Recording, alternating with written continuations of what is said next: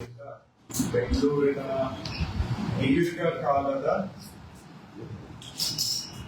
ಇಲ್ಲಿಯ ಸಂಚಾರ ಮೊಬಿಲಿಟಿ ಸಮಸ್ಯೆಗಳಿಗೆ ದೀರ್ಘಕಾಲದ ಪರಿಹಾರ ಕ್ರಮಗಳ ಬಗ್ಗೆ ಸುದೀರ್ಘವಾದಂತಹ ಚರ್ಚೆಯನ್ನ ಮಾಡಿದ್ದೇವೆ.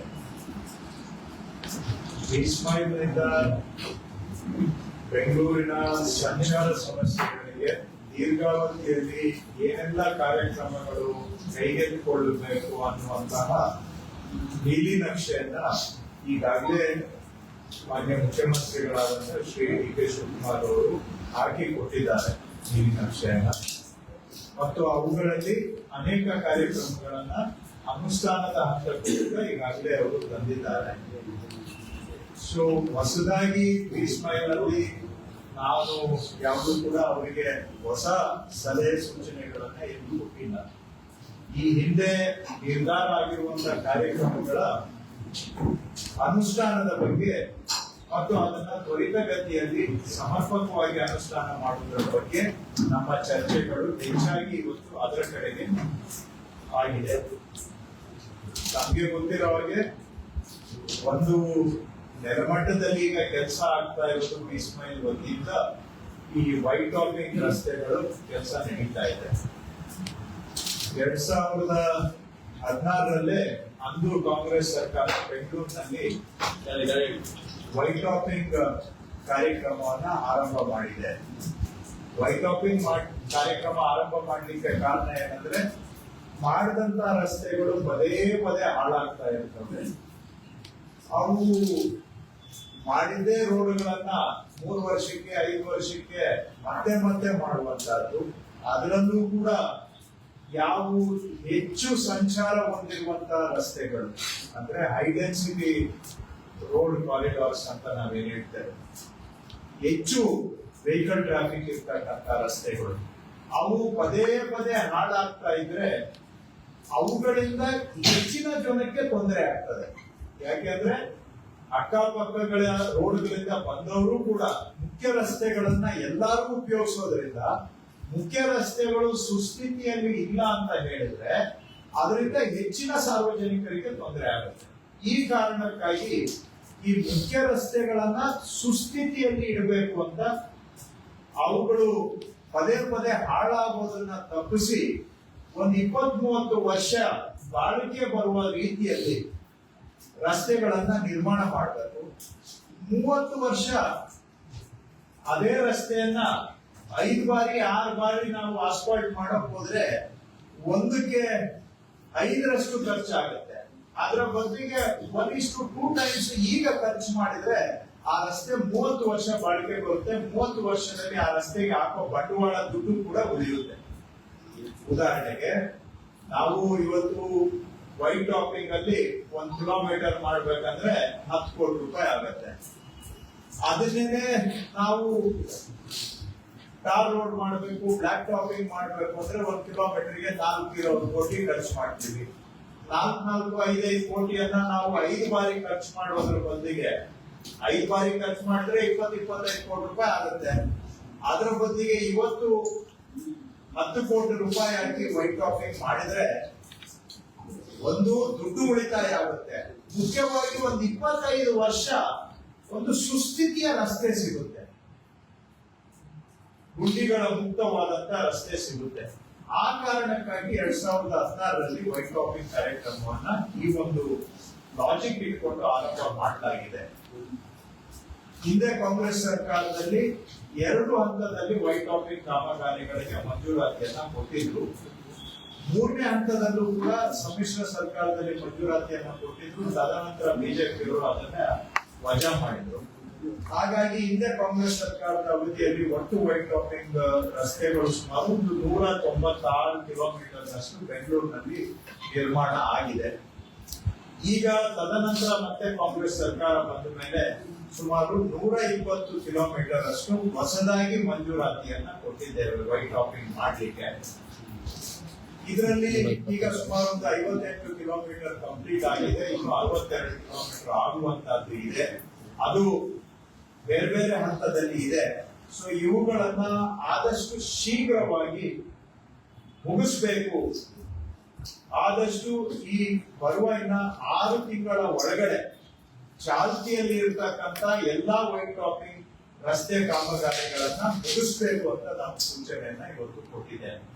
ಇದರಿಂದ ಅನುಕೂಲ ಏನಾಗುತ್ತೆ ಅಂದ್ರೆ ವೈಟ್ ಟಾಪಿಂಗ್ ರಸ್ತೆಯಲ್ಲಿ ಟ್ರಾಫಿಕ್ ಮೂವ್ಮೆಂಟ್ ಹೆಲ್ಪ್ ಆಗುತ್ತೆ. ಮತ್ತೆ ಕೆಲಸ ಮಾಡುವಾಗ ಕೆಲಸ ಮಾಡ್ತಾ ಇರೋದ್ರಿಂದ ಜನಕ್ಕೆ ಕಿರಿಕಿರಿಯಾಗಿ ಎಷ್ಟೋ ಜನ ಕಂಪ್ಲೇಂಟ್ ಮಾಡ್ತಾರೆ. ಯಾಕಂದ್ರೆ ಕೆಲಸ ನಡೆಯುವಾಗ ಸ್ವಾಭಾವಿಕವಾಗಿ ಮೂವ್ಮೆಂಟ್ ಗೆ ಸ್ವಲ್ಪ ತೊಂದರೆ ಇರುತ್ತೆ. ಸೊ ಹಾಗಾಗಿ ಬೇಗ ಕಂಪ್ಲೀಟ್ ಮಾಡಿದ್ರೆ ಆ ಕನ್ಸ್ಟ್ರಕ್ಷನ್ ಪೀರಿಯಡ್ ಅಲ್ಲಿ ಆಗೋ ಕಿರಿಕಿರಿಗೂ ಪರಿಹಾರ ಸಿಗೋದು ಅಷ್ಟೇ ಅಲ್ಲ, ಲಾಂಗ್ ಟರ್ಮ್ ಅಲ್ಲಿ ಸುಸಜ್ಜಿತವಾದಂತಹ ರಸ್ತೆ ಸಿಗುತ್ತೆ. ಯಾಕಂದ್ರೆ ವೈಟ್ ಟಾಪಿಂಗ್ ರೋಡ್ಸ್ ಅನ್ನ ವೈಜ್ಞಾನಿಕವಾಗಿ ವಿನ್ಯಾಸಗೊಳಿಸಲಾಗಿದೆ, ಸೈಂಟಿಫಿಕಲಿ ಡಿಸೈನ್ ಮಾಡಿದೆ. ಮತ್ತು ವೈಟ್ ಟಾಪಿಂಗ್ ರಸ್ತೆಯಿಂದ ಮತ್ತೊಂದು ಬಹಳ ದೊಡ್ಡ ಅನುಕೂಲ ಏನಂದ್ರೆ ಬಹುತೇಕ ಕಡೆ 90% ಒಳ್ಳೆ ಫುಟ್ಪಾತ್ ಸಿಗುತ್ತೆ. ವೈಟ್ ಟಾಪಿಂಗ್ ರೋಡ್ಸ್ ಅಲ್ಲಿ ಯೂಸಬಲ್ ಫುಟ್ಪಾತ್ ಸಿಗುತ್ತೆ. ಬೇರೆ ರೋಡ್ಗಳಲ್ಲೂ ನಾವು ಫುಟ್ಪಾತ್ ಮಾಡ್ತೀವಿ, ಇಲ್ಲ ಅಂತಲ್ಲ. ಆದ್ರೆ ವೈಟ್ ಟಾಪಿಂಗ್ ರೋಡ್ ಅಲ್ಲಿ ಇರುವಂತಹ ಸ್ಟ್ಯಾಂಡರ್ಡ್ ಬೇರೆ ರೋಡ್ಗಳಲ್ಲಿ ಇಲ್ಲದೆ ಇರೋದ್ರಿಂದ ವೈಟ್ ಟಾಪಿಂಗ್ ರೋಡ್ಸ್ ಅಲ್ಲಿ ಫುಟ್ಪಾತ್ ಸಿಗುತ್ತೆ. ಇದು ಲಾಂಗ್ ಟರ್ಮ್ ಅಲ್ಲಿ ಒಳ್ಳೆ ಕ್ವಾಲಿಟಿ ರೋಡ್ಗಳನ್ನ ಬೆಂಗಳೂರಿನಲ್ಲಿ ಒದಗಿಸಿಕೊಡೋದಕ್ಕೆ ಬಹಳ ಪೂರಕವಾಗಿರುವಂತಹ ಕಾಮಗಾರಿ. ಇದನ್ನ ಈ 196 ಕಿಲೋಮೀಟರ್ ಜೊತೆಗೆ ಇನ್ನ 120 ಕಿಲೋಮೀಟರ್ ಏನು ಖಾಲಿ ಪ್ರಗತಿಯಲ್ಲಿದೆ ಅದನ್ನ 6 ತಿಂಗಳ ಒಳಗಡೆ ಇದನ್ನ ಮುಗಿಸ್ಬೇಕು ಅನ್ನುವಂತಹದ್ದು ಪ್ರಮುಖವಾದಂತಹ ಸೂಚನೆ ಕೊಟ್ಟಿದೆ. ಇನ್ನ ಎರಡನೇದು ಬೀಸ್ಮೈಲ್ ಕಡೆಯಿಂದ ಟನಲ್ ಪ್ರಾಜೆಕ್ಟ್ಸ್ ಅನ್ನು ಕೂಡ ಬೀಸ್ಮೈಲ್ಗೆ ಅನುಷ್ಠಾನ ಮಾಡಲಿಕ್ಕೆ ಆ ಜವಾಬ್ದಾರಿಯನ್ನ ಕೊಟ್ಟಿದ್ದಾರೆ. ಅದರಲ್ಲಿ ಉತ್ತರ ದಕ್ಷಿಣ ಮುಖವಾಗಿ ಇರ್ತಕ್ಕಂತಹ ಟನಲ್ ಪ್ರಾಜೆಕ್ಟ್ ಅನ್ನ ಈಗಾಗಲೇ ಟೆಂಡರ್ ಮಾಡಿದ್ದಾರೆ. ಸೊ ಟೆಂಡರ್ ನ ಮಾಹಿತಿಗಳನ್ನ ಸಂಪೂರ್ಣವಾಗಿ ಬೀಸ್ಮೈಲ್ ವತಿಯಿಂದ ಈಗ ಸರ್ಕಾರ ಕಳಿಸ್ಕೊಟ್ಟಿದ್ದಾರೆ. ಅಂತಿಮವಾಗಿ ಕ್ಯಾಬಿನೆಟ್ ಅಲ್ಲಿ ತೀರ್ಮಾನ ಆಗ್ಬೇಕಾಗತ್ತೆ. ಸೊ ಕ್ಯಾಬಿನೆಟ್ ಅಲ್ಲಿ ಅದರ ಅಂತಿಮ ತೀರ್ಮಾನ ಆಗುತ್ತೆ. ಅದಾದ್ಮೇಲೆ ಅದರ ಅನುಷ್ಠಾನ ಬೀಸ್ಮೈಲ್ಗೆ ಬರುತ್ತೆ. ಆ ಸಂದರ್ಭದಲ್ಲಿ ಅದೊಂದು ಬಹಳ ಸಂಕೀರ್ಣವಾದಂತ ಕಾಂಪ್ಲೆಕ್ಸ್ ಪ್ರಾಜೆಕ್ಟ್. ಅದು ಮುಂದೆ ಅದ್ರ ಬಗ್ಗೆ ಚರ್ಚೆ ಮಾಡೋದು ಕೂಡ ಬಹಳ ಇದೆ. ಆದ್ರೆ ಸದ್ಯಕ್ಕೆ ಸರ್ಕಾರದ ಹಂತದಲ್ಲಿ ತೀರ್ಮಾನಕ್ಕೆ ಬಾಕಿ ಇರೋದ್ರಿಂದ ಇವತ್ತು ಅದ್ರ ಬಗ್ಗೆ ನಾನು ಹೆಚ್ಚಿಗೆ ಮಾತಾಡಲಿಕ್ಕೆ ಹೋಗೋದಿಲ್ಲ. ಒಂದು ಬಾರಿ ನಾರ್ತ್ ಸೌತ್ ಟನಲ್ ಪ್ರಾಜೆಕ್ಟ್ ನಾವು ಟೆಂಡರ್ ಆದ್ಮೇಲೆ ಪ್ಯಾರಲಲ್ಲಿ ಈಗ ಈಸ್ಟ್ ವೆಸ್ಟ್ ನಾರ್ತ್ ಸೌತ್ ಒಟ್ಟು ಉದ್ದ ಸುಮಾರು 16.5 ಕಿಲೋಮೀಟರ್ ಇದೆ. ನಾರ್ತ್ ಸೌತ್ ಅಂದ್ರೆ ಹೊಸೂರು ರೋಡ್ ಇಂದ ನಮ್ಗೆ ಈ ಕಡೆ ಏರ್ಪೋರ್ಟ್ ರೋಡ್ಗೆ ಲಿಂಕ್ ಮಾಡುವಂತಹ north south.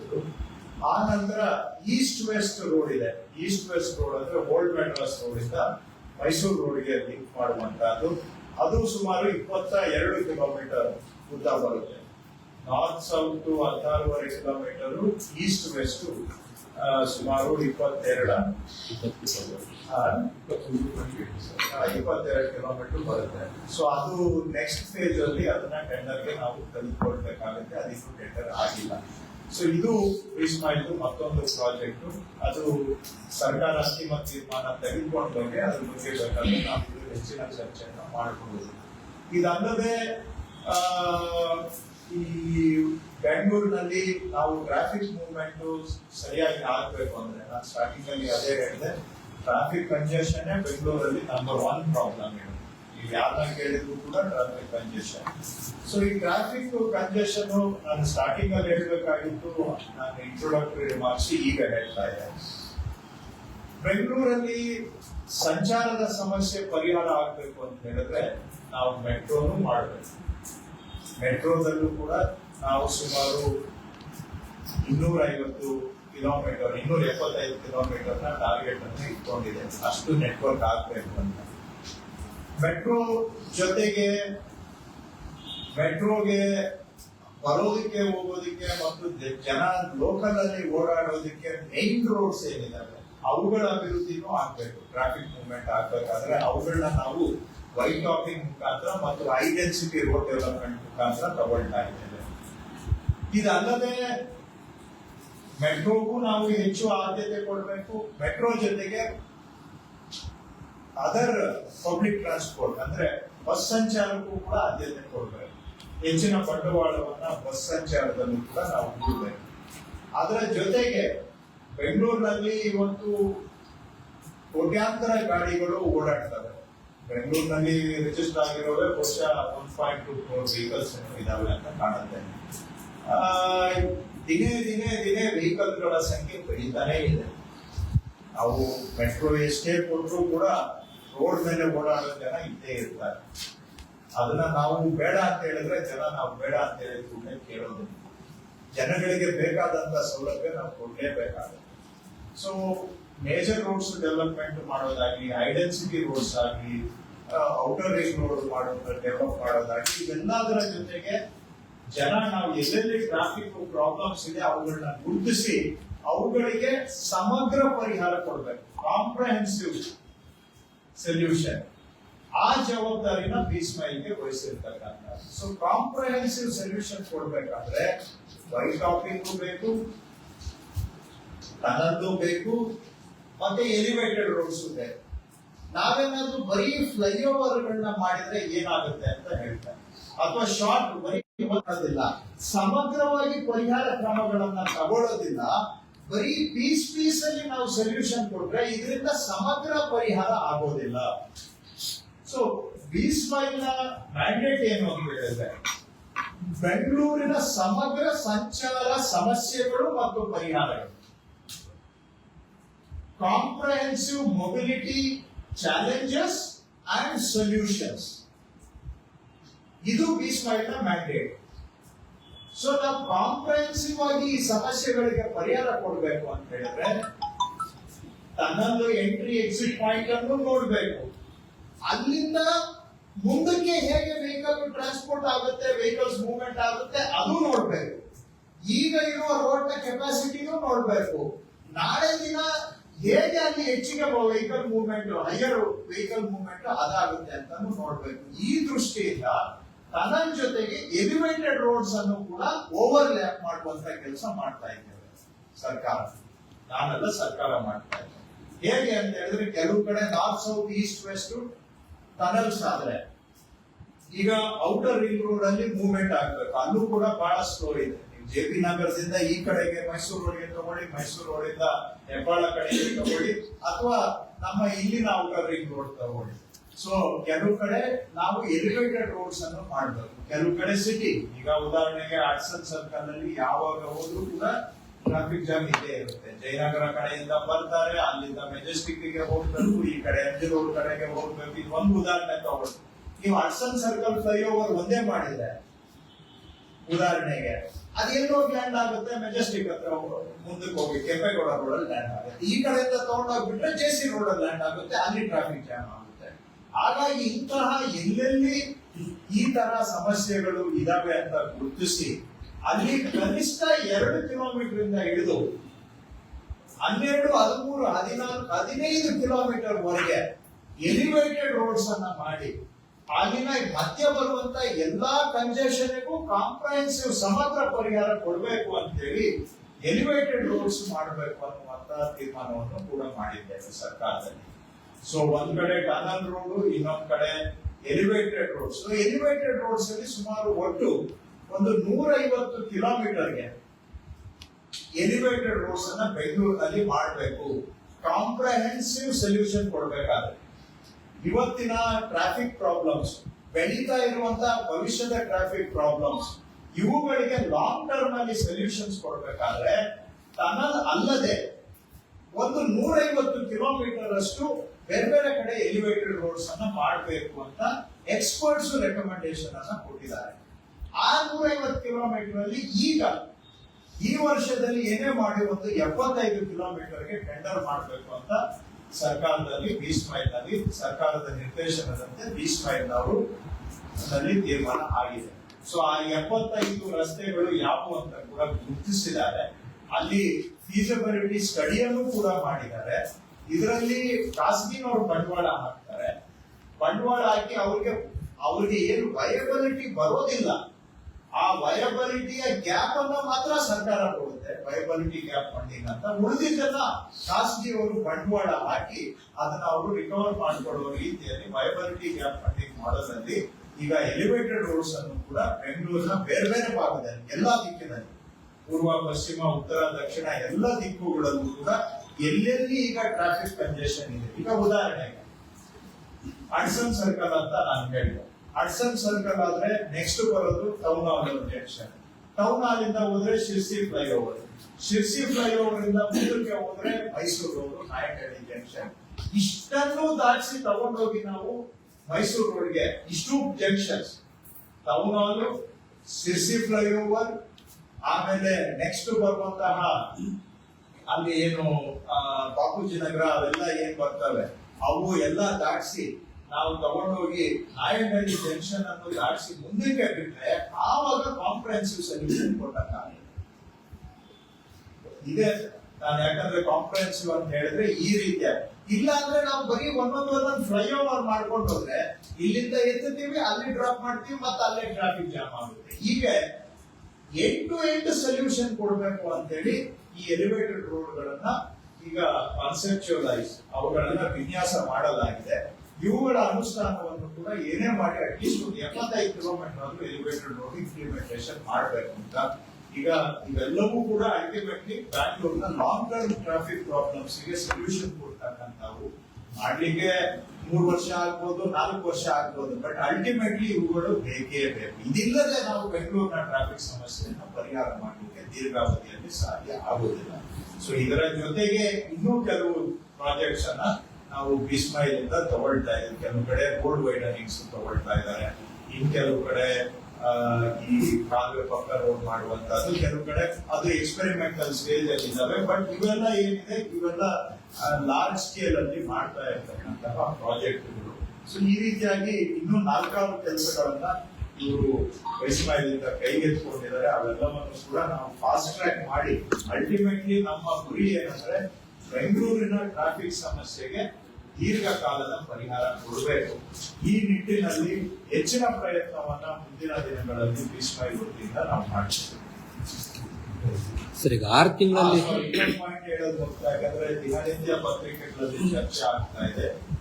Outer ring road ಅದು ಯಾವ ಈ ಸೈಡ್ ಐಟಿ ಕಾರಿಡಾರ್ ಅಲ್ಲಿ ಔಟರ್ ರಿಂಗ್ ರೋಡ್ ಅನ್ನ ರಿಮಾಡೆಲ್ ಮಾಡಬೇಕು, ಮರು ವಿನ್ಯಾಸಗೊಳಿಸಬೇಕು ಅಂತ ಹೇಳಿ ಬಹಳ ವರ್ಷಗಳಿಂದ ಬೇಡಿಕೆನೂ ಇದೆ. ಹಿಂದೆ ಮಾನ್ಯ ಮುಖ್ಯಮಂತ್ರಿಗಳು ಆವತ್ತು ಉಪಮುಖ್ಯಮಂತ್ರಿಗಳು ಇಬ್ರು ಕೂಡ ಆ ಸ್ಪಾಟ್ ಗೆ ವಿಸಿಟ್ ಮಾಡಿದಾಗ ಔಟರ್ ರಿಂಗ್ ರೋಡ್ ಅನ್ನ ಮರು ವಿನ್ಯಾಸಗೊಳಿಸಿ ಹೆಚ್ಚಿನ ವೆಹಿಕಲ್ ಮೂವ್ಮೆಂಟ್ ಆಗುವಂತ ರೀತಿಯಲ್ಲಿ ಮಾಡ್ತೇವೆ ಅಂತ ಮಾತನ್ನ ಕೊಟ್ಟಿದ್ದಾರೆ. ಅದು ಕೆಲವರು ಆಗುತ್ತಾ ಇಲ್ಲೋ ಅಂತ ಮೀಡಿಯಾದಲ್ಲೂ ಕೂಡ ಅನುಮಾನದ ಮಾತುಗಳನ್ನ ನಾವು ಕೇಳಿದ್ದೇವೆ. ಅದರ ಬಗ್ಗೆ ನಾನು ಸ್ಪಷ್ಟವಾಗಿ ಹೇಳಲಿಕ್ಕೆ ಬಯಸ್ತೇನೆ. ಗವರ್ಮೆಂಟ್ ಏನ್ ಮಾತು ಕೊಟ್ಟಿದೆ, ಮಾತಿಗೆ ಬದ್ಧರಾಗಿದ್ದೇವೆ. ನಾವು ಔಟರ್ ರಿಂಗ್ ರೋಡ್ ಅನ್ನ ರಿಮಾಡೆಲ್ ಮಾಡಿದ್ದೇವೆ, ಮಾಡಲಿಕ್ಕೆ ಅನುದಾನನೂ ಸರ್ಕಾರ ಕೊಟ್ಟಿದೆ. ಅದರಲ್ಲಿ ಯಾವುದೇ ಮರುಚಿಂತನೆ ಇಲ್ಲ. ಒಂದೇ ಒಂದು ವಿಷಯ ಏನ್ ಚರ್ಚೆ ನಡೀತಾ ಇದೆ ಅಂದ್ರೆ ಈಗ ಮೆಟ್ರೋ ಕಾಮಗಾರಿ ನಡೀತಾ ಇದೆ, ಅದರ ಜೊತೆಗೆ ಇದನ್ನು ಶುರು ಮಾಡಿದ್ರೆ ಜನಗಳಿಗೆ ತುಂಬಾ ತೊಂದರೆ ಆಗುತ್ತೆ ಅಂತ. ಯಾಕಂದ್ರೆ ಅಲ್ಲಿ ಏನೇ ಮಾಡಿದ್ರು ನೀವು ದಿನನಿತ್ಯ ಐಟಿ ಕಂಪನಿಗಳಿಗೆ ಉದ್ಯೋಗಕ್ಕೆ ಬರೋರು ವೆಹಿಕಲ್ಸ್ ಜನಗಳ ಸಂಖ್ಯೆ ಜಾಸ್ತಿ ಇದೆ. ಒಂದೇ ಟೈಮ್ 2 ಕೆಲಸ ಮಾಡೋದ್ರಿಂದ ಏನ್ ತೊಂದರೆ ಆಗ್ಬೋದು ಅನ್ನೋದು ಟ್ರಾಫಿಕ್ ಪೊಲೀಸರ ಜೊತೆ ಒಂದು ಚರ್ಚೆ ಇದೆ.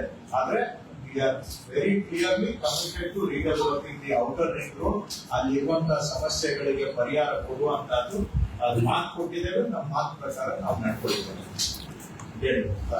ಸರ್, 6 ತಿಂಗಳಲ್ಲಿ ವೈಟ್ ಟ್ಯಾಪಿಂಗ್ ಮುಗಿಸಿ ಅಂತ ಹೇಳಿ ಟಾರ್ಗೆಟ್ ಕೊಟ್ಟಿದೀವಿ ಅಂತ ಹೇಳಿದ್ರೆ, ಯಾಕಂದ್ರೆ ಇವ್ರು ಒಂದ್ ಕಡೆ ವೈಟ್ ಟ್ಯಾಪಿಂಗ್ ಕಾಮಗಾರಿ ನಡೀತಾ ಇದೆ, ಪ್ರಗತಿಯಲ್ಲಿದೆ ಅಂತ ಹೇಳಿ ಬೋರ್ಡ್ ಹಾಕಿರ್ತದೆ 3 ತಿಂಗಳು. ಅದು 3 ತಿಂಗಳಾದ್ರೂ ಕೂಡ ಮುಕ್ತಾಯ ಆಗಿರಲ್ಲ. ಈ 6 ತಿಂಗಳಲ್ಲಿ ಅದು ಆಗುತ್ತಾ? ಈಗ ಎಷ್ಟು % ವೈಟ್ ಟ್ಯಾಪಿಂಗ್ ರಸ್ತೆಗಳು ಮುಕ್ತಾಯ ಆಗಿದೆ ಅಂತ ಕಾಮಗಾರಿ ಎಷ್ಟು % ಆಗಿದೆ? 90 ಕಿಲೋಮೀಟರ್ ಅಲ್ಲಿ ಈಗ 50% ಕೆಲಸ ಆಗಿದೆ. ಈಗ ನಾನು ಏನಾದ್ರೂ ಇವರಿಗೆ ಪೇಮೆಂಟ್ ಪ್ರಾಬ್ಲಮ್ ಇದೆಯಾ ಅಂತ ಕೇಳಿದೆ. ಯಾಕಂದ್ರೆ ಕಾಂಟ್ರಾಕ್ಟ್ ಡಿಲೇ ಮಾಡ್ಬೇಕಾದ್ರೆ ಒಂದು ಮುಖ್ಯ ಕಾರಣ ಪೇಮೆಂಟ್ ಬರ್ಲಿಲ್ಲ ಅಂದ್ರೆ ಕಾಂಟ್ರಾಕ್ಟ್ ಆಟೋಮ್ಯಾಟಿಕಲಿ ಕೆಲಸ ಮಾಡೋದು ಸ್ಲೋ ಡೌನ್ ಆಗುತ್ತೆ. ಸೊ ನಮ್ಮ ಚೀಫ್ ಕಮಿಷನರ್ ಹೇಳಿದ್ದಾರೆ, ಇಲ್ಲ ಈಗ ಅದು ಗವರ್ಮೆಂಟ್ ಇಂದ ದುಡ್ಡು ಬರ್ತಾ ಇದೆ, ನಮ್ಗೆ ಪೇಮೆಂಟ್ ಗೆ ಏನು ತೊಂದರೆ ಇಲ್ಲ, ಮೇಜರ್ ಪ್ರಾಬ್ಲಮ್ಸ್ ಇಲ್ಲ, ಸಣ್ಣ ಪುಟ್ಟ ಇರಬಹುದು, ಸಣ್ಣ ಪುಟ್ಟ ಇದ್ದೇ ಇರುತ್ತೆ, ಆದ್ರೆ ಅದೊಂದು ತರ ಮೇಜರ್ ಪ್ರಾಬ್ಲಮ್ ಇಲ್ಲ. ಹಾಗಿದ್ದಲ್ಲಿ ನಾನು ಸ್ಪಷ್ಟವಾಗಿ ಹೇಳಿದ್ದೇನೆ, ಅವ್ರಿಗೆ ಪೇಮೆಂಟ್ ಪ್ರಾಬ್ಲಮ್ ಇಲ್ಲ ಅಂತ ಹೇಳಿದ್ರೆ ನಾವು ಈಗ ಒತ್ತಡ ಹಾಕಿ ಕೆಲಸ ಮಾಡಿಸ್ಬೇಕು. 50% ಕೆಲಸ ಆಗಿದೆ, 120 ಕಿಲೋಮೀಟರ್, ಇನ್ 50% ಬ್ಯಾಲೆನ್ಸ್ ಇದೆ. ಇದನ್ನ ಏನೇ ಮಾಡಿ ಅಕ್ಟೋಬರ್ ಡಿಸೆಂಬರ್ ಒಳಗಡೆ ಮುಗಿಸ್ಲೇಬೇಕು. ಕಾಂಟ್ರಾಕ್ಟರ್ಗಳಿಗೆ ಬೆನ್ನತ್ತಿ ಮಾಡಿಸಬೇಕು ನಮ್ಮ ಇಂಜಿನಿಯರ್. ಪೇಮೆಂಟ್ ಗೆ ಸಮಸ್ಯೆ ಇಲ್ಲ ಅಂದ್ರೆ ಕೆಲಸ ಮಾಡೋದು ಯಾಕೆ ನಿಧಾನ ಆಗ್ಬೇಕು ಅನ್ನೋದು ಅಷ್ಟೇ ನಾನು ಅವರಿಗೆ ಹೇಳಿರುವಂತದ್ದು. ಅದರಲ್ಲಿ ನಾನು ಜಾಸ್ತಿ ಕತೆ ಕೇಳಕ್ಕೆ ತಯಾರಿಲ್ಲ. ಈಗ ಏನಾಗುತ್ತೆ, ಕೆಲಸ ಆರಂಭ ಆಗುವಾಗ ಸಮಸ್ಯೆ ಜಾಸ್ತಿ ಬರುತ್ತೆ. 50% ಕೆಲಸ ಆಗೋದ್ಮೇಲೆ ಸಮಸ್ಯೆ ಆಕ್ಚುಲಿ ಕಮ್ಮಿ. ಯಾಕಂದ್ರೆ ಅಷ್ಟೊತ್ತಿಗೆ ಎಲ್ಲ ಮೇಜರ್ ಪ್ರಾಬ್ಲಮ್ಸ್ ಆಗ್ತಿದೆ. ಸೊ ನನ್ನ ಪ್ರಕಾರ ನನಗೆ ವಿಶ್ವಾಸ ಇದೆ 4 ತಿಂಗಳಲ್ಲಿ ಇದು ಕಂಪ್ಲೀಟ್ ಮಾಡ್ಲಿಕ್ಕೆ ಸಾಧ್ಯ ಅಂತ. ವೈಟ್ ಟಾಪಿಂಗ್ ಅಲ್ಲಿ ಇನ್ನೊಂದು ಪಾಯಿಂಟ್ ನಿಮ್ಗೆ ಹೇಳೋದು ಮರ್ತೋಯ್ತು. ಇನ್ನ ಒಂದು 300 ಕಿಲೋಮೀಟರ್, ಈಗ 196 ಕಂಪ್ಲೀಟ್ ಆಗಿದೆ, 120 ಪ್ರಗತಿಯಲ್ಲಿದೆ. ಇದಲ್ಲದೆ ಇನ್ನೂ 300 ಕಿಲೋಮೀಟರ್ ವೈಟ್ ಟಾಪಿಂಗ್ ಮಾಡಬೇಕು ಅಂತ ಮಾನ್ಯ ಮುಖ್ಯಮಂತ್ರಿಗಳು ಹೇಳಿದ್ದಾರೆ. ಅದಕ್ಕೆ ಪ್ರಾಜೆಕ್ಟ್ಸ್ ಅನ್ನ ಐಡೆಂಟಿಫೈ ಮಾಡಿ ಸರ್ಕಾರದ ಅನುಮೋದನೆಗೆ ಸಲ್ಲಿಸುವ ಹಂತದಲ್ಲಿ ನಾವಿದ್ದೇವೆ. ಸೊ ಇದು ಕಂಪ್ಲೀಟ್ ಆಗೋಷ್ಟೊತ್ತಿಗೆ ನೆಕ್ಸ್ಟ್ 300 ಕಿಲೋಮೀಟರ್ಸ್ ಕೂಡ ಸ್ಟಾರ್ಟ್ ಮಾಡಬೇಕು ಅಂತ ಸರ್ಕಾರದಲ್ಲಿ ವಿಚಾರ ಇದೆ. ಸರ್, ಈ ವೈಟ್ ಟಾಪಿಂಗ್ ಅನೇಕ ಕಡೆ ನೋಡಿದ್ದೀನಿ, ಎಲ್ಲೂ ಕೂಡ ಬೋರ್ಡು ಹಾಕೋದಿಲ್ಲ, ಯಾರು ಕಾಮಗಾರಿ ಮಾಡ್ತಾ ಇದ್ದಾರೆ ಅನ್ನೋದು ಕೂಡ ಇರೋದಿಲ್ಲ. 8 ದಿವಸದಲ್ಲಿ ಮುಗಿಸ್ತೇವೆ ಅನ್ನೋದು ಇಲ್ಲ. ಚಾಮರಾಜಪೇಟೆ ಎದುರುಗಡೆ ರೋಡು 2 ವರ್ಷ ಸರ್, 2 ವರ್ಷ ಅಲ್ಲಿ ಬಿದ್ದು ಬೇಕಾಲ್ ನೋಡ್ಕೊಂಡ್ರು ಸತ್ತೋದು ಜನ. ಯಾರು ಕೇಳಬೇಕು ಅನ್ನೋದು ಗೊತ್ತಿಲ್ಲ ಸರ್. ಆಮೇಲೆ ವೈಜ್ಞಾನಿಕ ಅಂತ 4-5 ಉದಾಹರಣೆ ಕೊಡ್ತೇನೆ ನಾನು ನಿಮಗೆ. ಎಲ್ಲ ಕಡೆಗಳು ಕೂಡ ಇದೇ ತರ ಆಗ್ತಾ ಇದೆ. ಯಾರು ಕೇಳಬೇಕು ಅನ್ನೋದು ಕೂಡ ಜನರಿಗೆ ಗೊತ್ತಿಲ್ಲ. ಸುರಕ್ಷತೆ ಇಲ್ಲ ಸರ್, ಓಪನ್ ಬಿಡ್ತಾ ಇದ್ದಾರೆ. ಅವ್ರು ಏನ್ ಮಾಡ್ತಾರೆ ಸುರಕ್ಷವಾಗಿಲ್ಲ, ತುಂಬಾ ಕಡೆ ಅದೇ ಆಗಿದೆ ಸರ್. ಓಪನ್ ಬಿಟ್ಬಿಟ್ಟಿದ್ದಾರೆ. ಮಳೆ ಬೇರೆ ಬರುತ್ತೆ, ತುಂಬಾ ಏರಿಯಾದಲ್ಲೂ ಅದೇ ಆಗಿದೆ. ನೀವು ಹೇಳಿದ ಅಷ್ಟು ಪಾಯಿಂಟ್ಗಳನ್ನ ನಾನು, ಅವರು MD ಅವರು ಇದ್ದಾರೆ, ಚೀಫ್ ಇಂಜಿನಿಯರ್ ಇದ್ದಾರೆ, ಅವರೆಲ್ಲರೂ ಮತ್ತೆ ಬೇರೆ ಇಂಜಿನಿಯರ್ಸ್, ಚೀಫ್ ಇಂಜಿನಿಯರ್ಸ್ ಇವರು ಪ್ರಿನ್ಸಿಪಲ್ ಇಂಜಿನಿಯರ್ ಅವರೆಲ್ಲರಿಗೂ ಕೂಡ ನಾನು ಹೇಳಿದೆ. ವರ್ಕ್ ಸೈಟ್ ಗಳನ್ನ ಸರಿಯಾಗಿ ಮ್ಯಾನೇಜ್ ಮಾಡ್ತಾ ಇಲ್ಲ, ಆಗದು ಬಿಟ್ಬಿಡೋದು, ಸರಿಯಾಗಿ ಸೇಫ್ಟಿ ಇರೋದಿಲ್ಲ, ಆಮೇಲೆ 3 ತಿಂಗಳು ಪ್ರಗತಿ ಇರೋದಿಲ್ಲ, ಜಲ್ಲಿ ಹಾಕ್ಬಿಟ್ಟು ಬಿಟ್ಬಿಡೋದು, ಇದರಿಂದ ಜನ ಬಿದ್ದು ಹೋಗೋದು, ಇದರಿಂದ ಜನಕ್ಕೆ ಸೇಫ್ಟಿ ಅನ್ಸೇಫ್ಟಿ ಅಷ್ಟೇ ಅಲ್ಲ, ಇದರಿಂದ ಟ್ರಾಫಿಕ್ ಪ್ರಾಬ್ಲಮ್ ಜಾಮಗಳು ಜಾಸ್ತಿ ಆಗ್ತಾ ಇದೆ. ಕೈ ಇಟ್ಟ ಮೇಲೆ ಮುಗಿಸೋಂಗಿದ್ರೆ ಕೈ ಇಡಬೇಕು, ಎಷ್ಟು ಮುಗಿಸಕ್ಕಾಗುತ್ತೆ ಅಷ್ಟಕ್ಕೆ ಕೈ ಇಡಬೇಕು. ಸುಮ್ಮನೆ ಸಿಕ್ಕಿದೆ ಅಂದ್ಬಿಟ್ಟು ಎಲ್ಲ ಊರೆಲ್ಲ ಕಿತ್ತಾಕ್ಬಿಟ್ಟು ಬಿಟ್ಬಿಡೋದು ಆಗೋದಿಲ್ಲ, ಮಾಡಬಾರದು.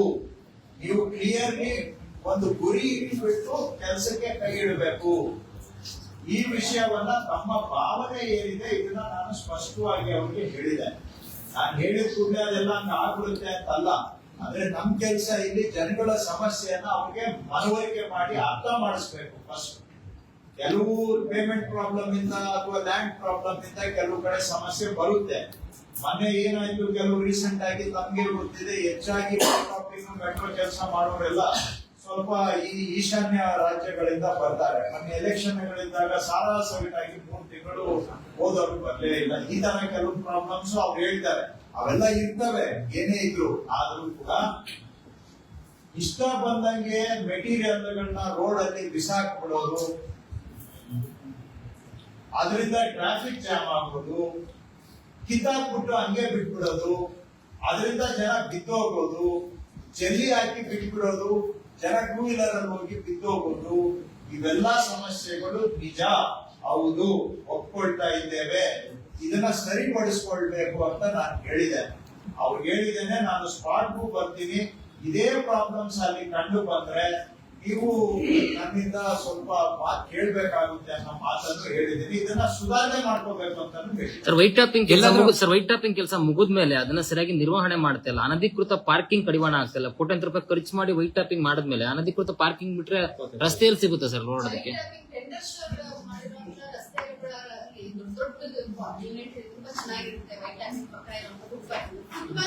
ಮತ್ತೆ ವೈಟ್ ಟಾಪಿಂಗ್ ಆದ್ಮೇಲೆ ಮತ್ತೆ ಫುಟ್ಪಾತ್ ಅತಿಕ್ರಮಣ ಆಗುತ್ತೆ ಸರ್. ಎಲ್ಲೋ ಒಂದ್ ಕಡೆ ಜನರು ಸಹಕಾರ ಮಾಡ್ಬೇಕಲ್ವಾ.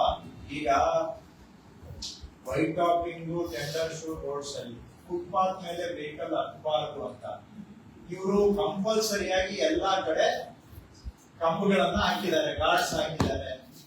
ಕೆಲವು ಕಡೆ ಜನನೇ ಕಂಬ ಮುರಿದಾಕ್ತಾರೆ. ಹಿಂಗೆ ಆದ್ರೆ ಎಲ್ಲಿಂದ ನಾವು ಸಮಸ್ಯೆ ಪರಿಹಾರ ಮಾಡೋದು ಹೇಳಿ? ಅದಕ್ಕೆ ಪಕ್ಕ RCC ಕಂಬಗಳನ್ನ ಹಾಕಿದ್ದಾರೆ, ಅದ್ರ ಮೇಲೆ ಏರ್ಬಾರದು ಅಂತ. ಅಲ್ಲಿ ಯಾರ್ಯಾರು ಅವರವ್ರ ಅನುಕೂಲ ಎಲ್ಲಿ ಅಂತ ವಾಚ್ ಮಾಡ್ತೀರಾ ನೀವು? ಜನರು ಸಹಕಾರ ಮಾಡ್ಬೇಕಲ್ವಾ? ಫುಟ್ಪಾತ್ ಇರ್ಬೇಕು ಅನ್ನೋದು ಇವತ್ತು ಎಲ್ಲ ಸಮಾಜದ ಪ್ರತಿಯೊಬ್ಬರ ಆಶಯ. ಸುಪ್ರೀಂ ಕೋರ್ಟ್ ಕೂಡ ತೀಕ್ಷ್ಣವಾಗಿ ಅದನ್ನೇ ಹೇಳಿದೆ. ಒಳ್ಳೆ ಫುಟ್ಪಾತ್ ಮಾಡಿದ್ರೆ ಅದ್ರ ಮೇಲೂ ತಗೊಂಡೋಗಿ ಜನ ಎಲ್ಲಿಗೂ ಬಿಡೋದಿಲ್ಲ ಅಂತ ಹೇಳಿದ್ವಿ. 24 ಗಂಟೆ ನಾವು 24 ಲೊಕೇಶನ್ ಅಲ್ಲೂ ಜನ ಏನ್ ಮಾಡ್ತಾ ಇದಾರೆ ಅಂತ ಕೌಂಟ್ ಕಾಯಕ್ಕಾಗುತ್ತಾ ಹೇಳಿ? ಪ್ರಾಕ್ಟಿಕಲಿ ನಾನು ಕೇಳ್ತಾ ಇದ್ದೆ. ನೀವು ಹೇಳ್ಬೋದು ನಿಮ್ಮವ್ರು ಎನ್ಫೋರ್ಸ್ ಮಾಡ್ಬೇಕು ಅಂತ.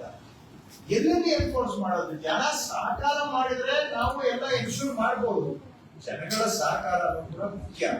ಆದ್ರೂ ಕೂಡ ನೀವು ಹೇಳಿದ್ದನ್ನ ನಾನು ಇಗ್ನೋರ್ ಮಾಡ್ತಾ ಇಲ್ಲ, ತಿರಸ್ಕಾರ ಮಾಡ್ತಾ ಇಲ್ಲ.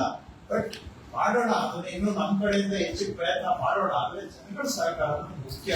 ಆವಾಗ ಉದ್ದೇಶ ಈಡೇರಲಿಕ್ಕೆ ಸಾಧ್ಯ. ಸರ್, ಈಗ ವೈಟ್ ಟ್ಯಾಪಿಂಗ್ ಇರೋ ಕಡೆ ಸರ್ ವೈಟ್ ಪಾರ್ಕಿಂಗ್ ಬಗ್ಗೆ ತುಂಬಾ ನಾವು ಸಡಿಲ ಮಾಡಿ ಬಿಟ್ಬಿಟ್ಟಿದ್ದೇವೆ. ಪಾರ್ಕಿಂಗ್ ವಿಷಯವನ್ನ ರೆಗ್ಯುಲೇಷನ್ ಮಾಡುವಂತಹದ್ದನ್ನ ನಾವು ಬಹಳ ವರ್ಷ ಆಗೋಯ್ತು. ಎಲ್ಲೋ ಒಂದ್ ಕಡೆ ಅದನ್ನ ಸ್ವಲ್ಪ ಕಟ್ಟುನಿಟ್ಟಾಗಿ ಎನ್ಫೋರ್ಸ್ ಮಾಡುವಂತ ಒಂದು ಬದಲಾವಣೆ ಮುಂದಿನ ದಿನ ತರಬೇಕಾಗುತ್ತೆ.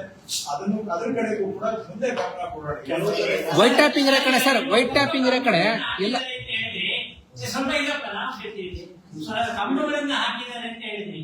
ಈಗ ರಾಜಭವನ್ ರೋಡ್ ಅಲ್ಲಿ ಕಂಬಗಳಿಲ್ಲ, ಎರಡೂ ಕಡೆ ಫುಟ್ಪಾತ್ ಹೋಗ್ತಾರೆ. ಇರೋ ಕಡೆನೂ ನುಗ್ಗಿಸ್ತಾರಲ್ಲ ಸರ್, ಅಲ್ಲ, ಎರಡೂ ಕಡೆ ಕಂಬಗಳಿಲ್ಲ, ಸಿಡಿ ಸಹ ಹೋಗ್ತಾರೆ. ಆಮೇಲೆ ಮಲ್ಟಿ ಸ್ಟೋರ್ ಬಿಲ್ಡಿಂಗ್ ಇದೆ, ವಿಶ್ವೇಶ್ವರ ಟವರ್, ಆ ರೋಡಲ್ಲೂ ಅಷ್ಟೇ ಫುಟ್ಪಾತ್ ಅಲ್ಲೇ ಗಾಡಿಗಳು ಓಡಿಸ್ತಾರೆ ಅಂತ ನೋಡಿಸ್ತಾರೆ. ಸರ್ ಈಗ ಗೆದ್ದಳ್ಳಿ ಮತ್ತೆ ಹೊರಮಾವು ಭಾಗದಲ್ಲಿ ಪ್ರತಿ ಬಾರಿ ಮಳೆ ಬಿದ್ದಾಗಲೂ ಕೂಡ ಭಾರಿ ಅವಾಂತರ ಆಗುತ್ತೆ. ಪ್ರವಾಹ ಪೀಡಿತ ಪ್ರದೇಶ. ಪ್ರತಿಯೊಬ್ಬ ಸಚಿವರು, ಪ್ರತಿಯೊಬ್ಬ ಮುಖ್ಯಮಂತ್ರಿಗಳು ಕೂಡ ಭೇಟಿ ಮಾಡ್ತಾರೆ. ಇದುವರೆಗೂ ಕೂಡ ಪರಿಹಾರ ಕೊಡಕ್ ಆಗ್ಲಿಲ್ಲ. ಮೊನ್ನೆ ಕೂಡ ಮಳೆ ಬಿದ್ದಾಗ ಪೂರ್ತಿ ರೋಡ್ ಕ್ಲೋಸ್ ಆಗಿತ್ತು. ಆಯ್ತು, ನಿಜ, ಕೆಲವು ಕಡೆ ಸಾಲ್ವ್ ಆಗಿಲ್ಲ, ಒಪ್ಕೊಳ್ತೇನೆ, ಇಲ್ಲ ಅಂತಲ್ಲ. ಈಗ ಎಲ್ಲ ಈಗ ಕಳೆದ 20-25 ವರ್ಷದಲ್ಲಿ ಯಾವುದು ಅನುಮತಿ ಇಲ್ಲ, ಪ್ಲಾನ್ ಅಪ್ರೂವಲ್ ಇಲ್ಲ, ಏನೂ ಇಲ್ಲ.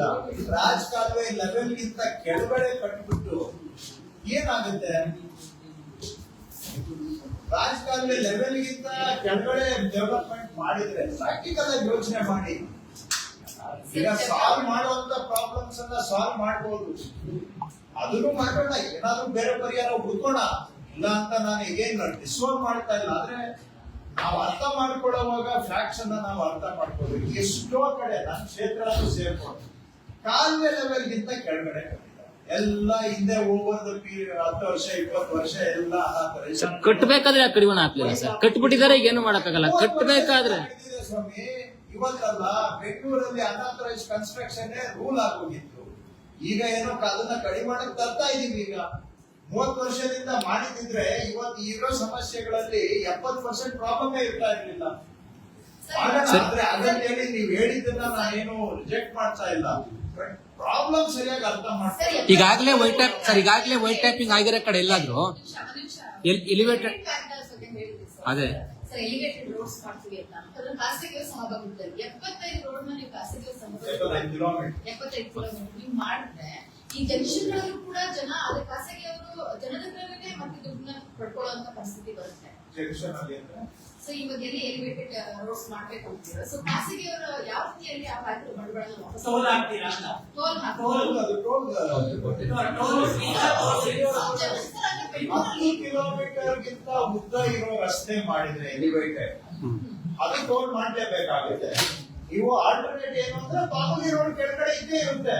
ಕೆಳಗಡೆ ರೋಡ್ ಏನು ಪ್ರೈಮರಿ ರೋಡ್ ಯಾವ್ದಿದೆ, ಪ್ರಾಥಮಿಕ ರಸ್ತೆ ಇದ್ದೇ ಇರುತ್ತೆ. ನೀವು ಫಾಸ್ಟ್ ಆಗಿ ಹೋಗ್ಬೇಕು ಅಂದ್ರೆ ಆ ರೋಡ್ 10 ಕಿಲೋಮೀಟರ್ ಗಿಂತ ಜಾಸ್ತಿ ಇದ್ದಲ್ಲಿ ಮಾತ್ರ ಕಾನೂನಲ್ಲಿ ಟೋಲ್ ಮಾಡೋದಕ್ಕೆ ಅವಕಾಶ ಇದೆ. ಆಯ್ತಾ? ಬೇರೆ ರೋಡ್ಗೆ ಟೋಲ್ ಇಲ್ಲ. ಈಗ ನೀವು ಫಾಸ್ಟ್ ಆಗಿ ಹೋಗ್ಬೇಕು ಅಂದ್ರೆ ಟೋಲ್ ಕೊಡ್ಲೇಬೇಕು. ಬೇಡ ಅಂದ್ರೆ ಹಂಗೆ ಹೋಗ್ತೀವಿ ಅಂದ್ರೆ ಹಂಗೆ ಹೋಗಿ, ಬಲವಂತ ಏನಿಲ್ಲ ಇದರಲ್ಲಿ. ಕಿಲೋಮೀಟರ್ ರೋಡ್ ಮೇಲೆ ಮಾಡ್ತಾರೆ. ಯಾಕಂದ್ರೆ ಅವ್ರು ಬಂಡವಾಳ ವಾಪಸ್ ತಗೊಳ್ಳೇಬೇಕಾಗಿರುತ್ತೆ. ಹಂಗಿದ್ಮೇಲೆ ಬೆಂಗಳೂರಿಗೆ ಎಕ್ಸಿಟ್ ಪ್ರತಿಯೊಂದಕ್ಕೂ ದುಡ್ಡು ಇಲ್ಲ, ನೀವು ಯಾಕೆ ಈ ರೀತಿ ನಾನು ಹೇಳಿದ್ದನ್ನ ಹೇಳಿದ್ರು ಕೂಡ ಕೇಳಿಸ್ತಾ ಇಲ್ಲ ಅನ್ನೋ ರೀತಿ ಕೇಳಿಸ್ಕೊಳ್ಳಿ. ಯಾಕೆ ಮಿಸ್ರೆಪ್ರೆಸೆಂಟ್ ಮಾಡ್ತೀರಾ? ಆ ಪ್ರಾಥಮಿಕ ರಸ್ತೆ ಹಾಗೆ ಇರುತ್ತೆ, ಯಾವುದು ಬಲವಂತ ಇಲ್ಲ. ಪ್ರಾಥಮಿಕ ರಸ್ತೆ ಕೆಳಗಡೆ ಇರೋದನ್ನ ನೀವು ಉಪಯೋಗಿಸ್ತೀವಿ ಅಂದ್ರೆ ನಿಮ್ಗೆ 100ಕ್ಕೆ 100, 99.9 ಅಲ್ಲ, 100ಕ್ಕೆ 100 ನಿಮ್ಮ ಹಕ್ಕು, ನಿಮ್ಮ ಸ್ವಾತಂತ್ರ್ಯ. ಆದ್ರೆ ಟ್ರಾಫಿಕ್ ಪ್ರಾಬ್ಲಮ್ಗೆ ಸೊಲ್ಯೂಷನ್ ಬೇಕು ಅಂತ ಹೇಳಿದ್ರೆ ಸಾವಿರಾರು ಕೋಟಿ ಬಂಡವಾಳ ಹಾಕ್ಬೇಕು ಅಂದ್ರೆ ಬಂಡವಾಳ ಸರ್ಕಾರನೂ ಬಂಡವಾಳ ಹಾಕುತ್ತೆ. ಅದರ ಜೊತೆಗೆ ಎಲ್ಲೋ ಒಂದು ಕಡೆ ವಯಬಿಲಿಟಿ ಇಲ್ಲದೆ ಹೋದ್ರೆ ನಾವು ಆಮೇಲೆ ಸರ್ಕಾರ ಏನೇನೋ ಬೇಜವಾಬ್ದಾರಿಯಿಂದ ಮಾಡ್ತು ಅಂತ ಮಾತಾಡ್ತಾರೆ. ಎಲ್ಲಿ ವಯಬಿಲಿಟಿ ಇರುತ್ತೆ ಅಲ್ಲಿ ಆಲ್ಟರ್ನೇಟ್ ಅಷ್ಟೇ, ಇದು ಆಲ್ಟರ್ನೇಟ್ ಅಷ್ಟೇ. ಜನಗಳ ಮೂಲಭೂತ ಹಕ್ಕನ್ನ ಕುಂಠಿತ ಮಾಡುವ ಯಾವ ಯೋಚನೆನೂ ಕೂಡ ದೂರಕ್ಕೆ ಇರೋದಿಲ್ಲ. Okay sir. ಸಣ್ಣ ಎಲ್ಲಿ 2 ಕಿಲೋಮೀಟರ್ ಮಾಡಿದ್ರೆ 3 ಕಿಲೋಮೀಟರ್ ಮಾಡಿದ್ರೆ ಅದಕ್ಕೆ ಟೋಲ್ ಇಲ್ಲ. 10 ಕಿಲೋಮೀಟರ್ ಮೇಲೆ ಇರೋದಕ್ಕೆ ಮಾತ್ರ ಟೋಲ್ ಇಲ್ಲ. ಇಷ್ಟೇ ಕಿಲೋಮೀಟರ್ ನಿಗದಿಲ್ಲ.